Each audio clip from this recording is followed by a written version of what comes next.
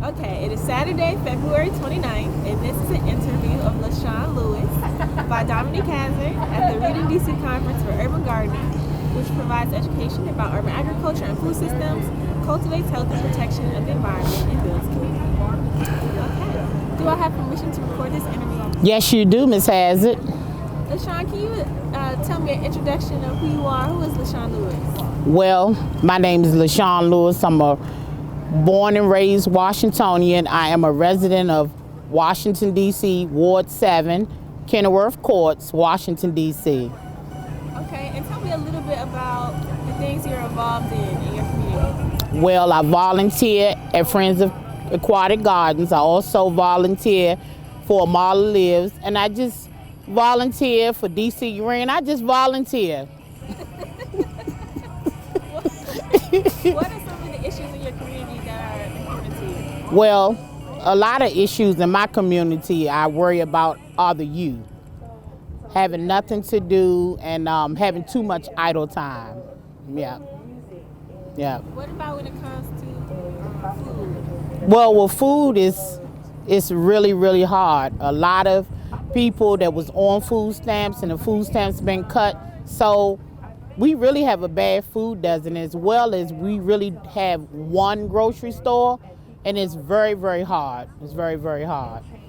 Yeah.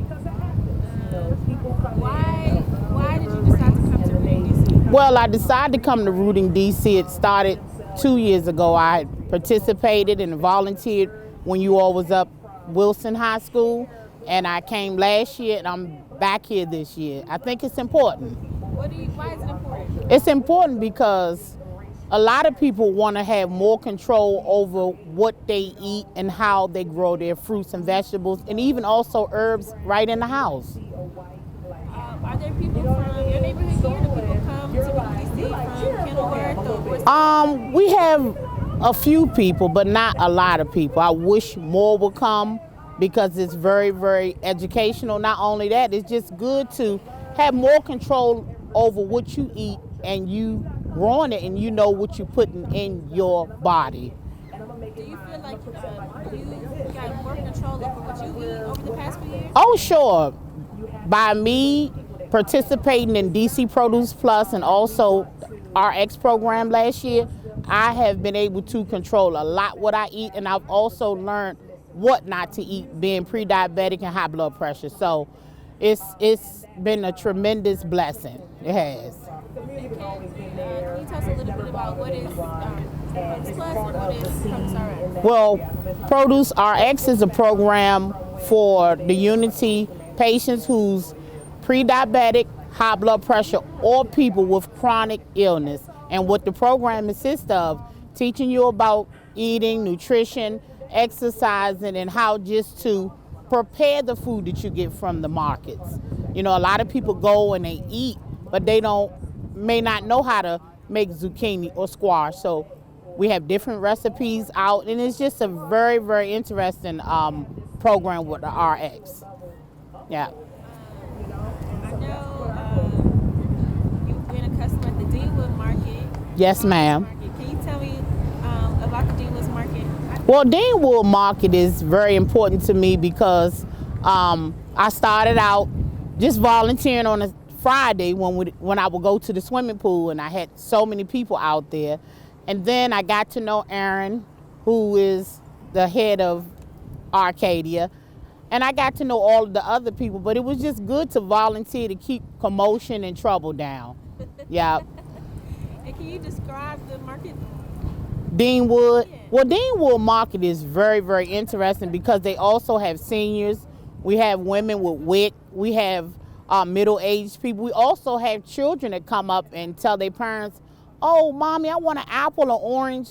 So whatever is there, well, not oranges because that's a tropical fruit, so I apologize, but like apples, grapes, and different things that the market pears, different things that the market that's grown, they really want to eat fresh. Yeah. What's one of your favorite memories from working at farmers markets?